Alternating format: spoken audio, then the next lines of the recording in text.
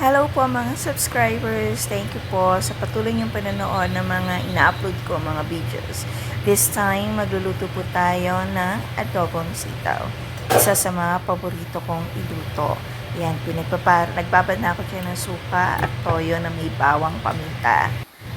Hinihintay lang natin matuyo at kapag natuyo na, maglalagay tayo ng konting mantika dahil mag-start na tayong mag-isa ng mga aromatics. So, lalagyan natin yan ng bawang at sibuyas. Sa mga nag-wonder, ako po hindi nag-aral ng culinary. Ako po simpleng may bahay lamang na napakahilig magluto. Well, dyan sa kitchen na yan, dalawa kami dyan ng asawa ko, nagkataon na pareho kaming magluto. So basically dito sa buhay sa Toronto, kung sino yung mas may oras, siya yung nagluluto. So pag may free time kami, nagluluto kami ng isa o dalawang ulam. Ayan. Incorporate ko na yung lasa ng bawang sa pinatuyo kong karne. Nakasarap yan. Make sure na mahalo mo para mas lumasa. Then ilalagay ko na dyan sa ibabaw yung sibuyas. Hindi ko siya yung normal na ginagawa, nagigisa yung bawang sibuyas. So ko kasi kung ano yung mantikaan, dadagdagan na ng konti pag kulang yung mantika para mas malasa. Halo lang ng halo. Wala namang matutulog dito, kaya okay lang.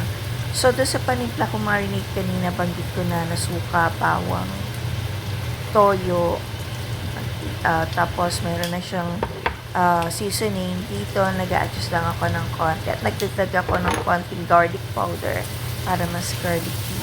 Yan. Halo lang. Tapos ilalagay na natin oyster sauce.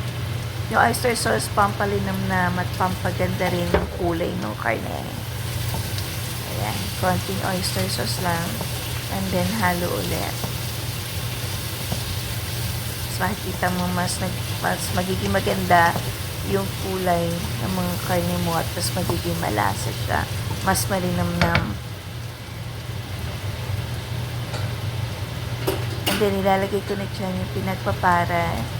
Ayan, yung konting yan. And then, on the same lalagyan ko yun ng konting tubig pa para mas umambag pa yung karne. Making sure na luto lahat. Itong luto. Kasi bawal na bawal po sa akin kasi ang hindi masyadong luto. Ayan. So, ayan. Pulo lang natin mabuti para pag medyo malambot na, handa na tayo ilagay ang hinugasan nating sitaw. Napakaraming sitaw niyan. Make sure na maraming gulay. Mas marami kaysa sa karne. Minsan nagluluto din ako, mahilig ang asawa ko sa karne. So, dapat mas marami din yung karne. Pero this time, dinamihan ko talaga yung sitaw. I was advised na kumain ng mas maraming gulay at less sa karne. Pag nakikita niyo nagluluto ako ng gulay, mas, kumbaga, kinakain ko yan. Pag nagluluto ako ng karne, mas, yon ang gusto ng asawa ko. Medyo mahilig siya sa miti. Ayan, medyo kumukulo na. Titikman na natin this time. Make sure na luto yung sitaw. As I mentioned earlier, hindi kasi po pwede sa akin yung mga half-cook. As much as gusto ko na medyo malutong, sa akin kasi hindi pwede ang half-cook. I'm always making sure na luto siya. Ayan, pakulo ng konti. And this time, okay na. Tinikman ko na, okay na yung lasa. So, thank you for watching. Ingat po. God bless us all.